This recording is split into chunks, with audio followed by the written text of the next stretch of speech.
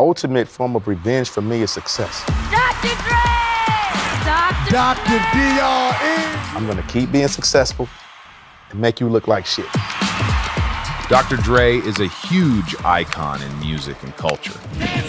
He first got famous in the late 1980s with the rap group N.W.A., at the time considered to be the most dangerous group ever.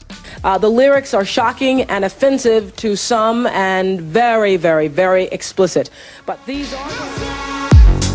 And his influence has snowballed ever since.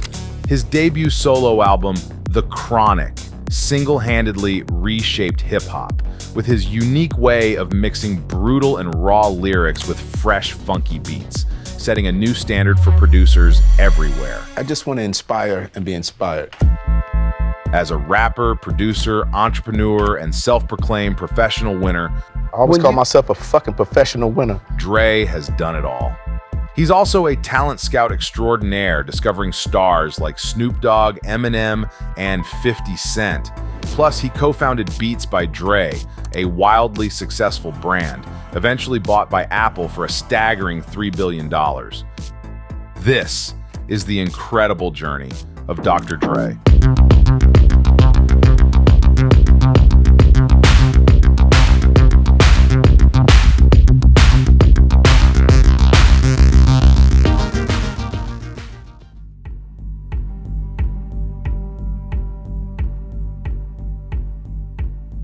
Andre Romel Young, the legend we all bow down to as Dr. Dre, was born on February 18, 1965, in the iconic landscape of Los Angeles. You were just 15, is that right? I actually had just turned 16. So you were 15 when you got pregnant, 16 when you had him. Exactly, February 18th. And so he was sort of like a birthday present, a little doll. And I just, I read books, child psychology books, because I wanted to be a good mother and prove all these people wrong that in the neighborhood, you hear the little whispers, look at her, she's not going to be nothing, and her child's not going to be nothing either.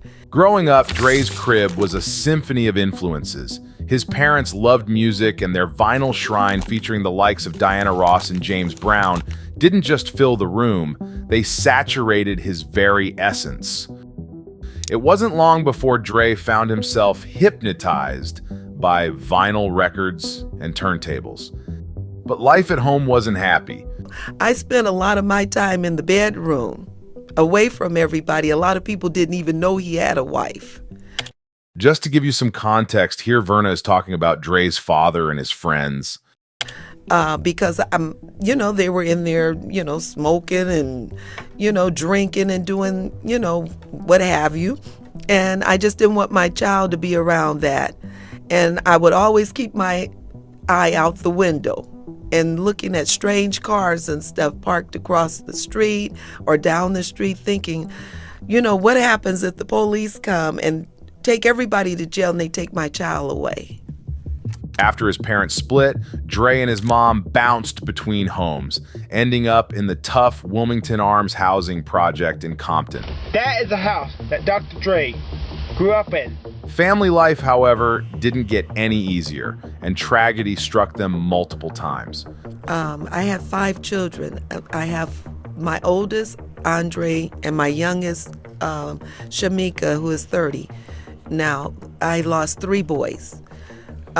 One died at 2 months old.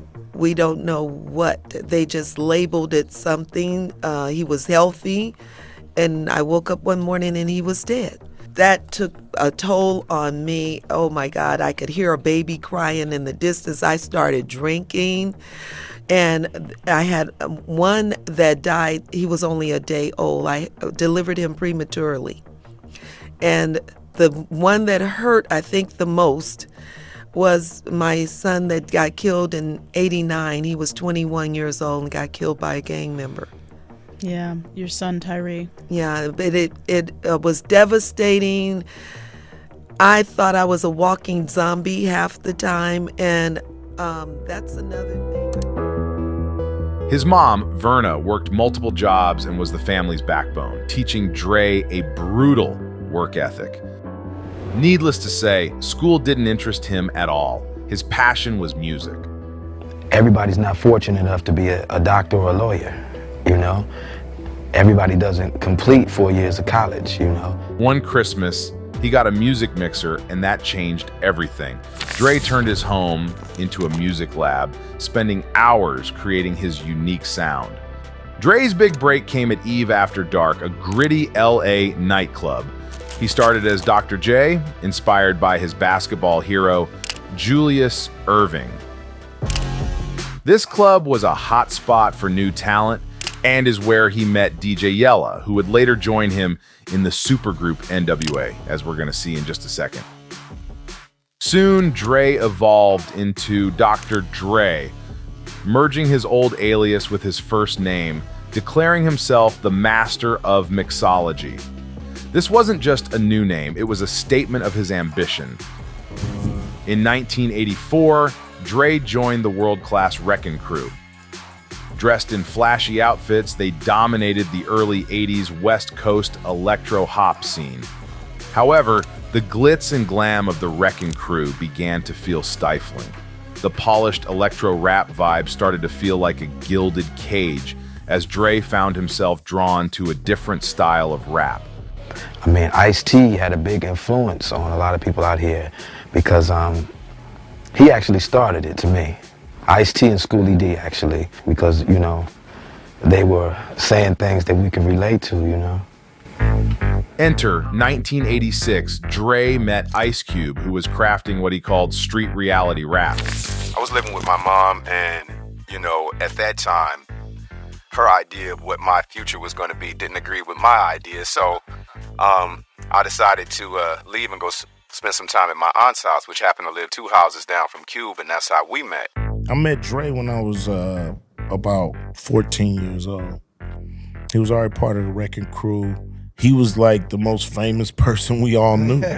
And so he heard me rap and he just liked me. And so, you know, he started to come over more and more, and, you know, I started helping him write rhymes for the Wreckin' Crew. And Cube's undeniable talent and dirty lyrics immediately struck a chord with Dre. And, you know, we used to make mixtapes and do different things in the garage and what have you. And what we would do was take popular songs at the time, and Cube would change the lyrics and make them dirty. The two started performing in clubs with Cube dropping bars and Dre spinning tracks right in the heart of Compton during the peak of the crack epidemic. Man, there were certain things that was going on, like the crack epidemic. Yeah, we got all that in there. With the gangsterism. The police brutality is really, you know, it's really a period. The period is between 86 and 96, so we couldn't stop. In 1987, the game changed. Local drug dealer Eric Wright, better known as Eazy-E, decided to clean his money by founding Ruthless Records with Jerry Heller. Eazy-E saw great potential in Dre and Cube, roping them in to make music for his newborn music label. So Eazy found Dre, and Eazy wanted to be a manager, to have rappers and have a label and all that. Dre convinced him, like, you got a voice, man. Fuck this manager shit. You got a voice. You got a style. You got flavor, man. Do it. And so he ended up. It wasn't long before they brought in MC Ren and DJ Yella, officially forming the legendary rap group known as N.W.A. But Dre wasn't just part of the group. He was architecting a full-blown music revolution.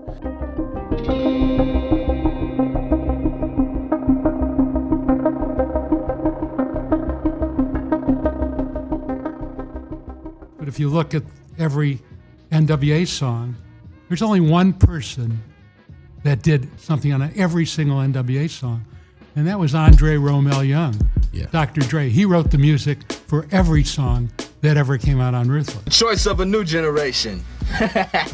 After dropping their explosive debut album Straight Outta Compton in 1988, N.W.A. swiftly earned the notorious title of the world's most dangerous group. The craziest part about this revolution that we started is this album, Straight Outta Compton, was only done in 6 weeks, 5 days a week studio time, you know what I mean? At 3 hours a day. You know, so it was crazy how this happened, and it just let me know how powerful I could be. I'm like, damn, if people are buying this, wait till I really get a chance to get in the studio on some real equipment with some real time. This major, you know, because every time we went in the studio, we was basically just trying to make records that was gonna rock our neighborhood or just rock LA. We wanted to become LA stars. We wasn't even thinking any further than Los Angeles, to tell you the truth. Maybe Oakland, you know what I'm saying? The FBI zeroed in on their incendiary lyrics, particularly the track Fuck the Police, and attempts to muzzle the song only through gasoline on the fire. The lyrics are shocking and offensive to some and very, very, very explicit. But these are the lyrics. The album's razor-sharp political commentary morphed into a national free speech battle, with the track becoming a lightning rod for debate about America's sacred right to speak one's mind. N.W.A. not only changed music, but we changed pop culture all over the world because we made it all right for artists to be themselves.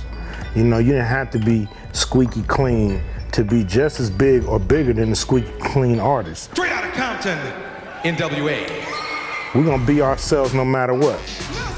On record, off record, we're gonna be ourselves. And I think it opened the floodgates for artists who wanted to be a little raw. As N.W.A.'s tour gained momentum and media frenzy, the blistering critique in Fuck the Police stood out amidst an album otherwise laced with nihilism, misogyny, and an unapologetic embrace of Public Enemy's confrontational sonic arsenal.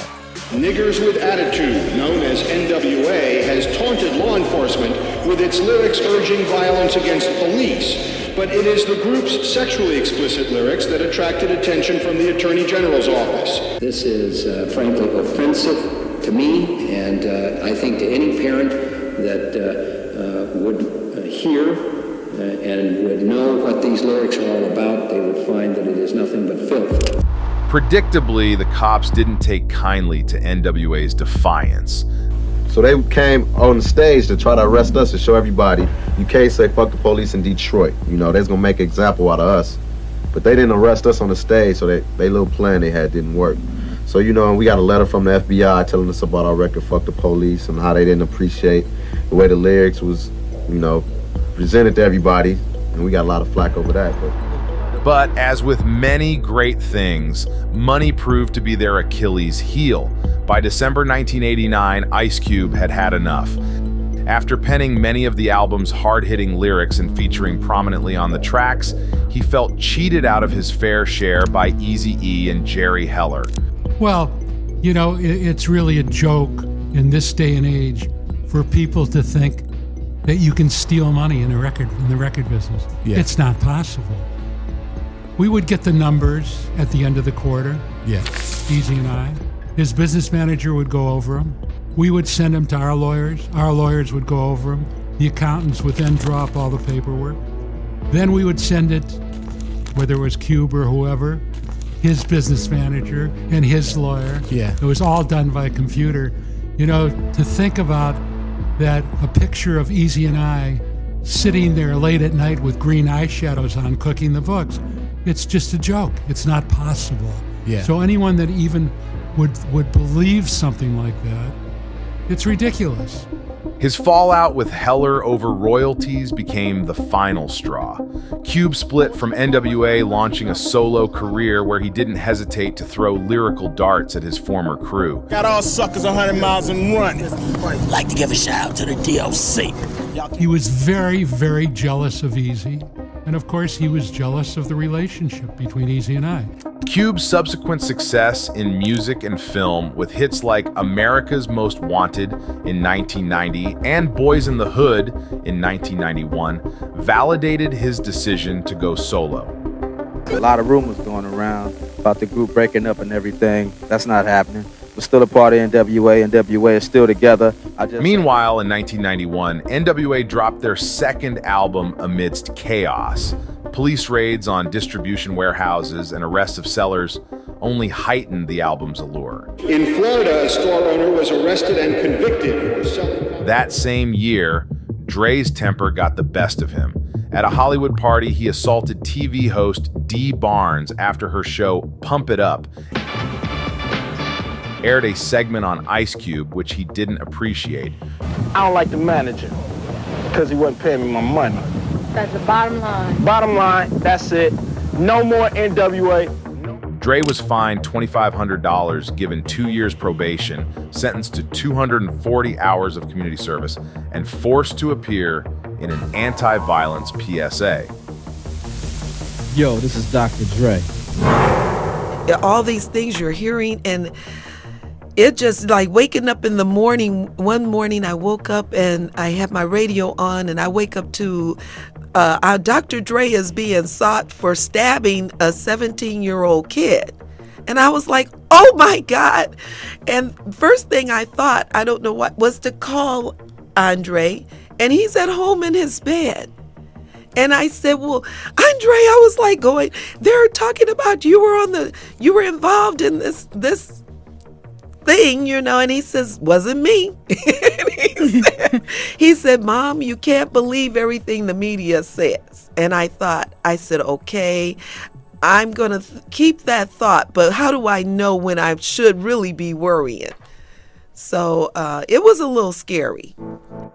N.W.A.'s story ended predictably in controversy and violence. Dre, echoing Cube's complaints about unpaid royalties, sought Suge Knight's help to break free from Ruthless Records. Nobody ever sued, so obviously they were just using it as an excuse in Compton or wherever to say, you know, we got rid of the white guy, you know, because, you know, he was helping Easy Steal or whatever. But, you know, it's nobody ever sued me and nobody ever sued him. So obviously it was all bullshit. Knight, known for his intimidating tactics, successfully got Dre out of his contract. I read and I seen that the guy was only getting 1 point, 2 points, and it was cross-collateralizing everything. Right. Even though he was a producer, along with Yellow, if JJ Fad go in the hole, right, he got to pay for it. Right. So it's no way, if he produced and worked for 20 years, he wouldn't have never seen any money. He was always been recouped. So you went in there with the business savvy. Right. Suge Knight, to me, marked the end of fun in hip-hop. Before that, it was fun. We all had fun, man. Yeah. After Suge Knight got involved, there was no more fun. There were guys sitting in our office with Uzis 24 hours a day. You know, so he changed the entire complexion of what was happening at Ruthless. With Dre as his star artist, Knight founded Death Row Records, revolutionizing the rap scene with a new level of musical and lyrical intensity. Dre's departure from Ruthless marked the start of a new, equally turbulent and transformative era in rap.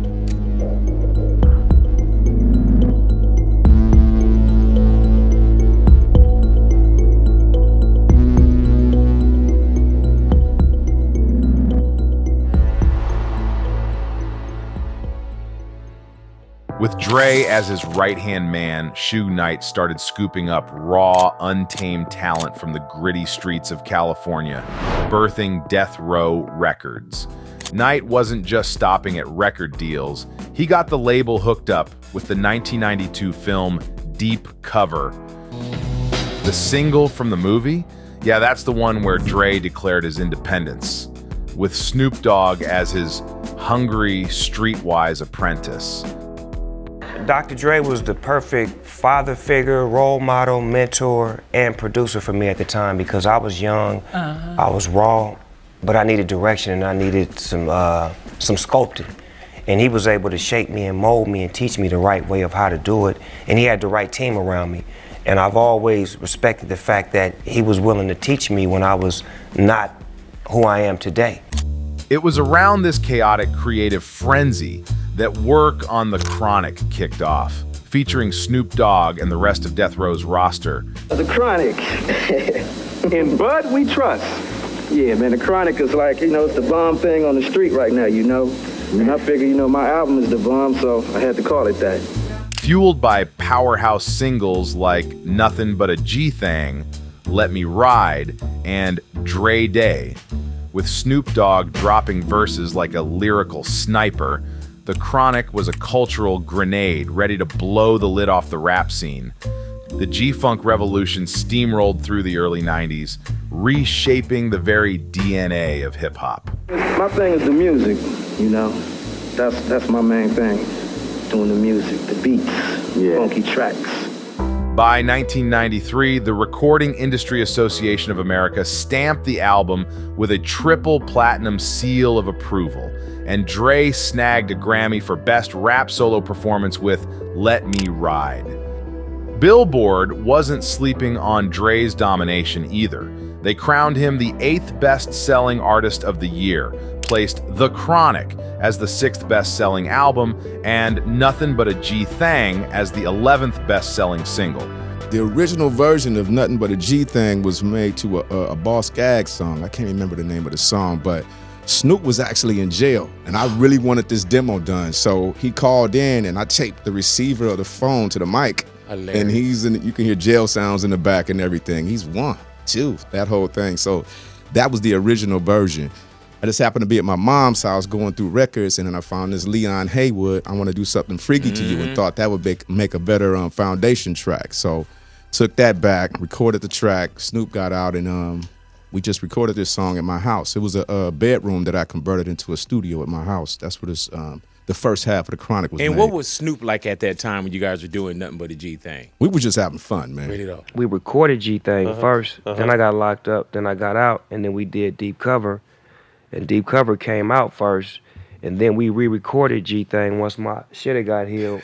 Because my voice was like fucked up, but once my shit had got healed, my shit was crisp as a motherfucker. I heard that shit in my earphone. I'm like, this nigga Dr. Dre is the shit, cuz. My shit sounded clean, like 1, 2, 3 into the 4. That shit was like crystal clear.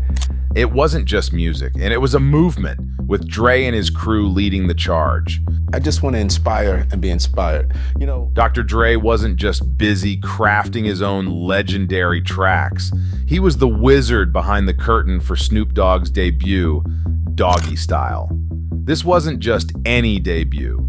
It smashed records, crashing into the Billboard 200 album charts at #1 like a runaway freight train. By 94, Dre was sprinkling his magic on soundtracks for Above the Rim and Murder Was the Case, turning film scores into street anthems. You can talk about certain things in a song and in music and get flack for it, and not get the same flack if the same thing was projected in a movie. Exactly. Or a book. It's a really weird thing, and I've had this conversation with people, like, why does music get such a bad rap when it comes to, let's just say it's gunplay in a song? It would get a bad rap. But you have movies where they're killing like 1,000 people in it and nothing to say. That's because music has the ability to touch your soul, and it's a different type of touch. It's a different type of experience when you're listening to music. Then came the legendary truce with Ice Cube, resulting in the hard-hitting track Natural Born Killaz in 95. As if that wasn't enough, Dre dropped Keep Their Heads Ringin' for the movie Friday, a track that rocketed to #10 on the Billboard Hot 100 and snatched the top spot on the Hot Rap Singles charts. He was a fucking hit-making machine, leaving a trail of platinum records and chart-topping singles in his wake. In 95, Death Row Records pulled a power move by signing Tupac, quickly positioning him as their crown jewel. The dynamic duo of Tupac and Dr. Dre dropped the seismic single California Love, rocketing both artists to the top of the Billboard Hot 100 for the first time. It seemed like a golden era for the label, but the backstage drama was a different story. So by the time it got to Death Row, the only difference was these are guys that were either on their way to the penitentiary or just coming home from the penitentiary. I mean, a lot of those guys that worked there was scared just to come to work. Because somebody might just come in here and whoop your ass. It was hell, going in there and dealing with these folks. I always tease you about being unhappy. They came here one night, and I'm trying to do the monologue, right? Him and all his partners sitting looking at me like this. I was throwing my best stuff, nigga. Are you enjoying life? You enjoying your career? Yeah, it's cool, I'm loving it. Because it was still guys that was hanging around with that bully mentality that want to poke you and push your buttons because they know they can do it. They know you're not going to do nothing, kind of stuff. Shoe Knight's menacing shadow loomed large over death row, his legal run-ins and brutal reputation often stealing the spotlight from the label's musical triumphs. That's when Suge Knight was the monster, the boogeyman. Right. That's when he was the boogeyman. The most infamous chapter was the East Coast-West Coast beef, with Death Row squaring off against Bad Boy Records, fronted by Sean Diddy Combs and the Notorious B.I.G.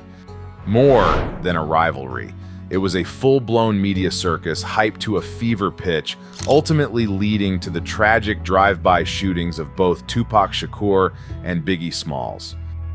The loss left a gaping wound in the hip-hop world, spawning endless conspiracy theories that still echo through the culture today.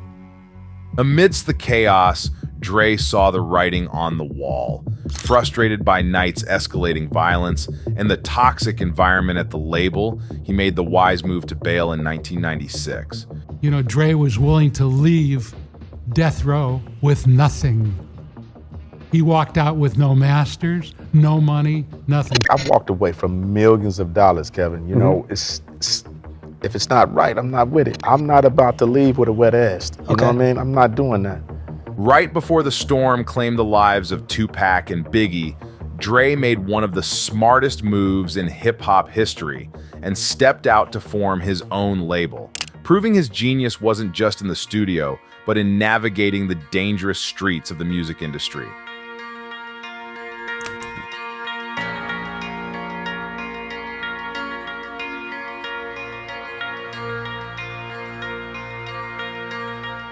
In 1996, Dr. Dre left Death Row Records to start Aftermath Entertainment, teaming up with Interscope Records for distribution, promotion, and financial support. This let Dre focus on his music while having a major label's backing. Aftermath aimed for quality over quantity, targeting high-profile releases. All of a sudden, I'm on my own again, and I have to go find, new artists and musicians to work with. Fortunately for me, I had done it once before. I know what the feeling of starting over feels like.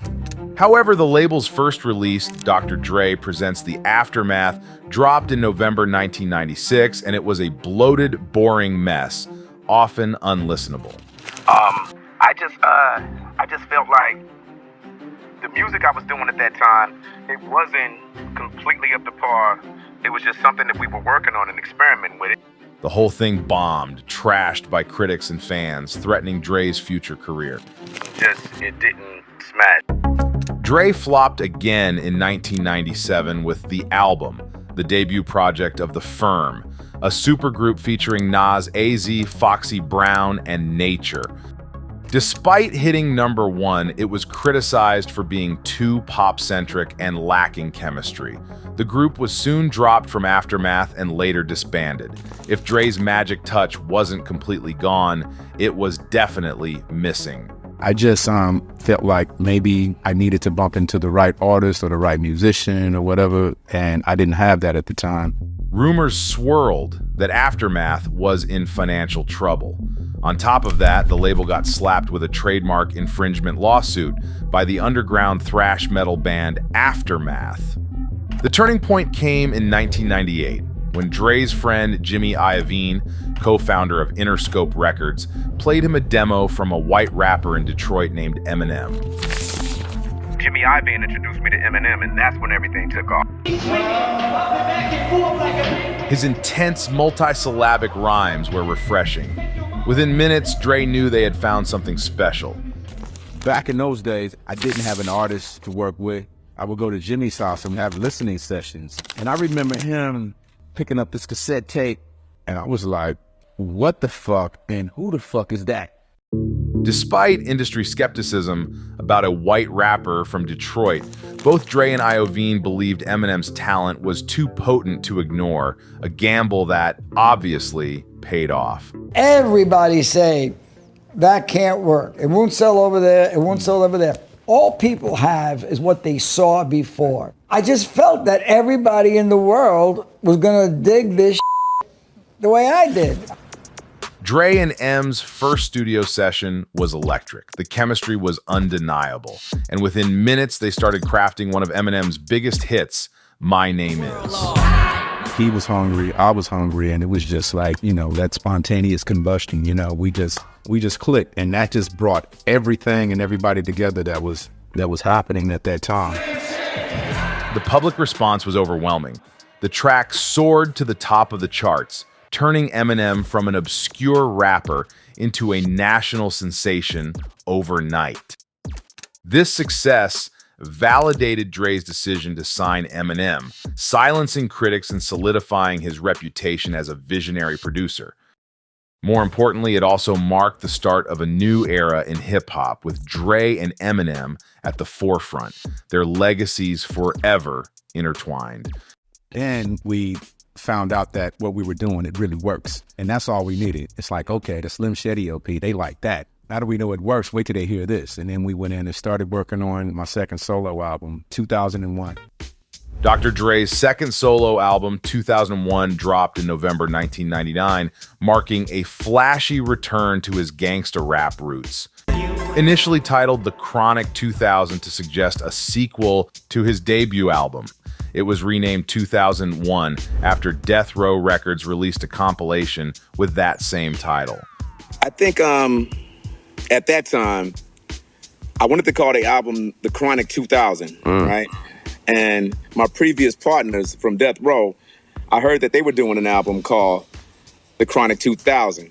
And it was actually Jimmy Iovine's idea to call the album 2001. So I didn't really give a fuck. I thought the music was great. I thought that everything that we were doing was fantastic, and I just said, okay, fuck it. What's in the title? Let's just call it 2001. Whatever the music. And it's almost like a shot at them. They called their shit 2000. Right. I said, okay, yeah, that'd be great, 2001. So that's the story behind it. The album featured numerous collaborators, including Snoop Dogg, Exhibit, Nate Dogg, Eminem, and Mary J. Blige, among others. 2001 was a massive success, charting at number 2 on the Billboard 200 and achieving 6 times platinum certification. The album included hit singles like Still Dre and Forgot About Dre. That was Eminem's idea. He wrote the song for me and Snoop originally. He laid the reference vocals for Snoop, and I liked the way it sounded, so we just kept it that way, and I laid my vocals, and that was it. Following the success of 2001, Dr. Dre focused on producing for other artists. He co-produced 6 tracks on Eminem's The Marshall Mathers LP, including the Grammy-winning lead single, The Real Slim Shady. The album itself won a Grammy and became the fastest-selling rap album ever, with 1.76 million units sold in its first week. In 2001, Dre produced Family Affair for Mary J. Blige's album No More Drama and Let Me Blow Ya Mind, a duet by rapper Eve and Gwen Stefani. Dre is like a complete inspiration for me. Like, I've been listening to his music before it was even a serious idea for me to get next to him. In 2002, Dre signed 50 Cent to Aftermath in a joint venture with Interscope and Eminem's Shady Records. Dre served as executive producer for 50's debut album, Get Rich or Die Tryin', which would be released in February 2003. So I did the Get Rich or Die Tryin'. It was supposed to be me producing half of the album and Eminem producing the other half. I was in the studio with 50 for just 7 days for my entire half of the album. Yeah. He came in there and went crazy. Writing, all right, put up another one. Writing, put up another one. And we got the entire thing done in 7 days, at least my half. Yeah. That's what happened. The album was a commercial success, with Dre co-producing half of it. After producing more albums and tracks for Eminem, 50 Cent, and other artists, Dre was ranked 54th on Rolling Stone's 2005 list of The Immortals, the greatest artists of all time. Dre's third album, originally called Detox, was planned as his final album, first announced to be released in 2007 and later pushed to 2010. Detox remains unreleased at the time of this video, but Dre's story doesn't end there.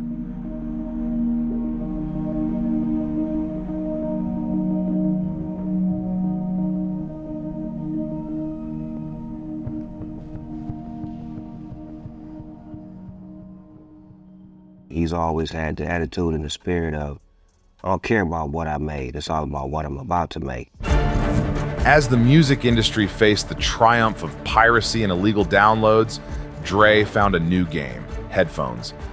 Teaming up with Jimmy Iovine and Monster Cable, Beats by Dre launched in 2008. The brand quickly grew, adding portable wireless speakers and online music streaming. So much so that in 2014, Apple bought Beats for $3.2 billion, its biggest purchase ever. The Beats brand was so strong that Apple kept the name and design untouched. I always call myself a fucking professional winner.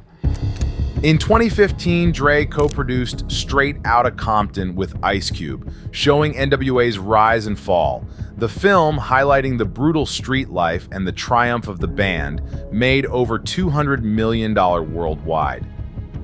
Later, Dre tried again to portray his rough upbringing with the Apple series Vital Signs. However, the project got shelved due to excessive drug use, violence, and explicit sex scenes. Ultimate form of revenge for me is success. I'm gonna keep being successful and make you look like shit. Around that time, Dre also surprised the hip-hop world by scraping his Detox album and releasing instead Compton alongside the N.W.A. movie premiere. The album's label as a companion to the movie, however, doesn't do justice to its originality. But the real surprise is that Dre, a 50-year-old near billionaire, comes across as energized and relevant on this album. He has always thrived on collaborating with other rappers and producers, using their talent to shape his own legacy. On Compton, he takes this approach to the next level. The album feels personal yet communal, often letting other vocalists take center stage while he supports from the sidelines. Dre has shaped hip-hop for decades. He brought ambitious orchestration to the genre in the 90s and transformed it by absorbing everything around it. His past classics showed us new possibilities, a rare magic. Compton may not have the same awe-inspiring impact, but it's still excellent, perhaps even more complex and surprising than anyone expected. My music isn't for everybody. You know, I just love recording. It's for my friends and family, and really just for me. And some of it's to hold, some of it's to be sold. To note, Dre donated all profits from the album to Compton High School to build a new performing arts center for the students. There was nothing there that I really wanted to learn. I mean, of course I wanted to learn math and reading and all that, but I'm an artist. And there, you know, in Compton, in my particular high school, there was nothing there available, you know. This thing that we're building has everything that I needed. Additionally, Dre and Iovine donated $70 million to the University of Southern California to support a 4-year program blending liberal arts, design, business, and technology. One of the kids that comes out of our academy has the potential to go on and do something to change the world. That's the thing that's the most interesting to me. In 2022, Dre teamed up with Snoop Dogg, Mary J. Blige, 50 Cent, Eminem, and Kendrick Lamar for the Super Bowl halftime show. The performance snagged 3 Emmys, including Outstanding Variety Special, the first time a Super Bowl halftime show ever won in that category. I mean, everybody really felt the magnitude of what this thing was and what we were going to be able to accomplish. And it was a fantastic experience. In 2023, the Recording Academy and Black Music Collective launched the Dr. Dre Global Impact Award to honor his groundbreaking work in music. Yeah, I'm extremely moved by this award. I want to say thank you to the Recording Academy and the Black Music Collective for this honor. And in March 2024, he got his star on the Hollywood Walk of Fame.